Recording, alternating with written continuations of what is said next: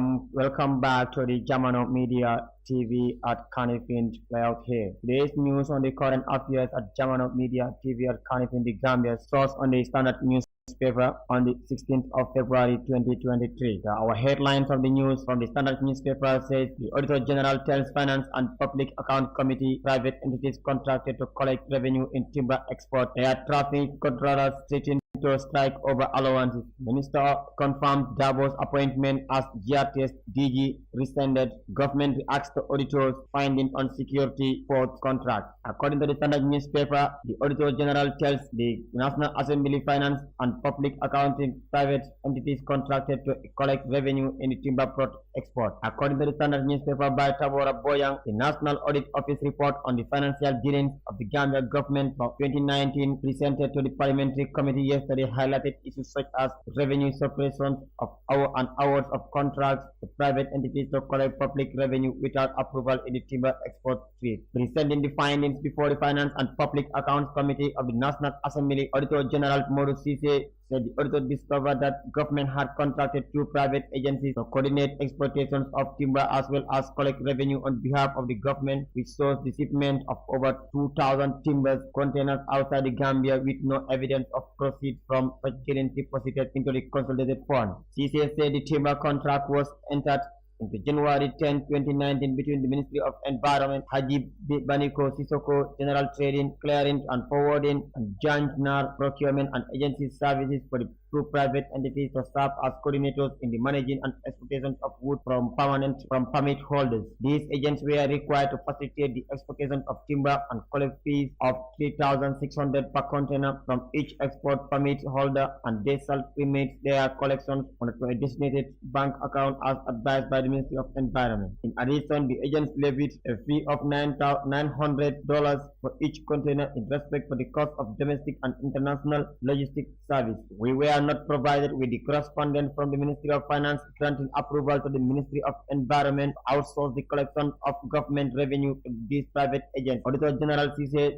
told the Finance and Public Accounts Committee that the audit team did not also receive information in respect of the number of containers following the agreement with these export coordinators to enable the Ministry of verified collection limited to designated government accounts. He said in a bid to establish the number of containers shipped under this arrangement, the auditors sought clarification from the Gambia Ports Authority, and it confirmed that 2,393 containers of wood or timbers were shipped between 1st January to 30th of April 2019. We requested details of bank accounts, including statements in which the collections of proceeds from the shipments were made, but the information remains outstanding, and as a result, we could not confirm collections made and the subsequent transfer of funds to designated bank accounts, the Auditor General told the parliamentarians. Unaccounted government revenue based on the number of containers exported during this period, the auditors argue that the expected revenue from the proceedings is estimated at $8.6 million US.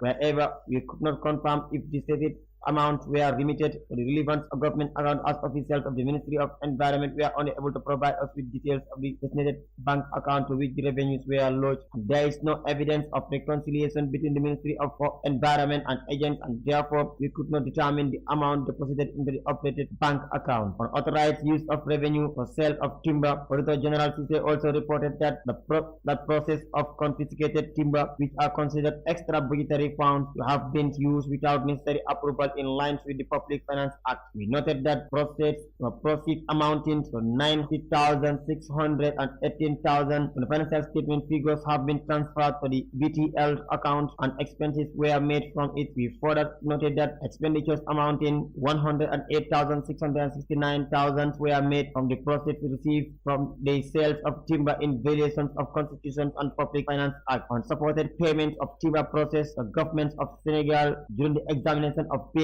vouchers. We noted that the Accountant General wrote to the Deputy Governor of the Central Bank of the Gambia on December 12, 2019, requesting the transfer of $50 million from the special deposit account to the Central Bank of West Africa in favor of the state of Senegal. We also noted that the payment of $49,999 to the government of Senegal on the December 31st, 2019 in respect of timber process. It would appear that these transfers were made outside the government's integrated financial management information system system. As the payment voucher was raised 1 week after the debit advice was made in the effects of the transfer of funds, discussions with officials of the Accountant General Office revealed that the directive was issued from the Office of the President to make this payment. He said the auditors also requested the agreement of the MOU between the government of the Gambia and government of Senegal to support the above transfer, but none was provided for review. The Standard reliably learned that this money totaling about 50 million was the share of the Senegal from proceeds of the timber sales and has been returned to the Gambia by the Senegalese government and donated to the CRRC. A mission of government funds held in the commercial bank. Meanwhile, the Auditor General continued to reveal that reconciliations of bank confirmation received from the commercial bank in the 2019 financial statement has saw that 52 government accounts with the balance totaling of $69.7 million maintained with the GT Bank, Thai Bank, Zenith Bank accounts were not disclosed in the financial statement. Balances in the closed account not transferred to the consolidated fund. The Auditor General further said a review of the bank statement revealed that bank accounts were closed in 2019 had a balance of $120,797 at the time of closure, but there was no evidence that these funds were transferred to the consolidated fund. That was the report by the Standard newspaper regarding the Auditors, Health, Finance and Public Committee accounts of the National Assembly. The air traffic controllers threatened to strike over allowances. The traffic controllers at the Banjul International Airport have threatened to embark on a sit-down strike over unpaid license renting allowance. According to the source at the airport, the air traffic controllers are unhappy with the Gambia Civil Aviation Authority's refusal to give them license renting allowance as obtained in the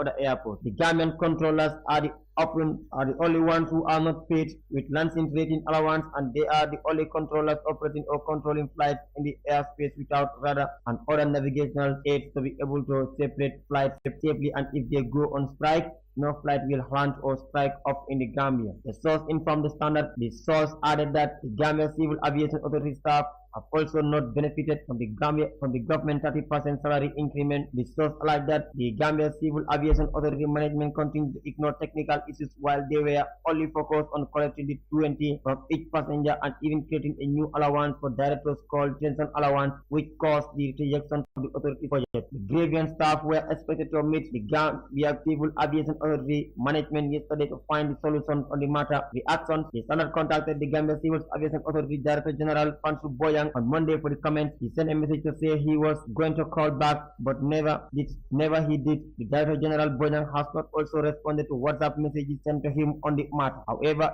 senior staff at the Gambia Civil Aviation Authority said that the allegations are false and that those staff are just a few disgruntled people who are hell-bent on tarnishing the image of the management. If you ask them, none of them is holding a degree.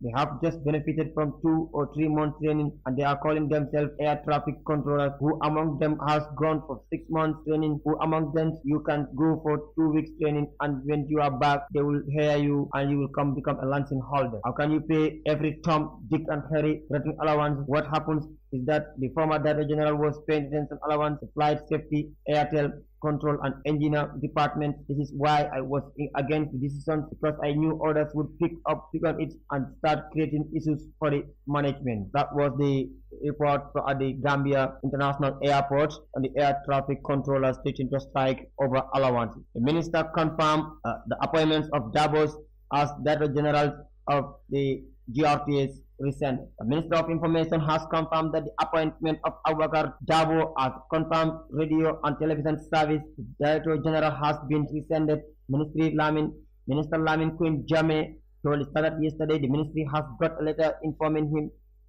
them about the rescinding of the appointment of Mr. Dabo, and as yet there is no new appointment to replace the current Director General Malik Jeng, whose appointment expired next month. Minister Jammeh had initially said the appointment has been put on hold until impending administrative issues are cleared. Dabo received his appointment letter from the Ministry of Information and had already submitted his acceptance letter and was due to take up the job on March 2nd following the expiry of the contract of current Malik Jeng.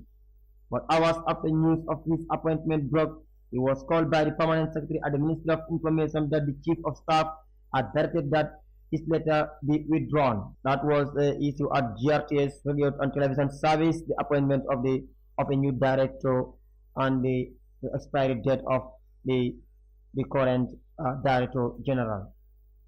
Government react to auditors finding on secure port contract.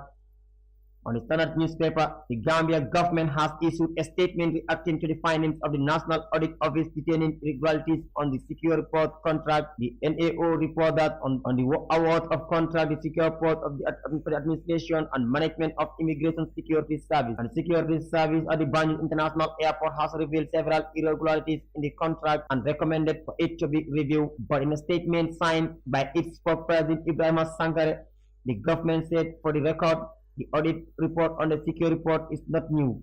Originally published in November 2022, the auditors judged that this is a force majeure issue due to the refusal of the International Air Transport Association incorporate into its the airline ticketing system.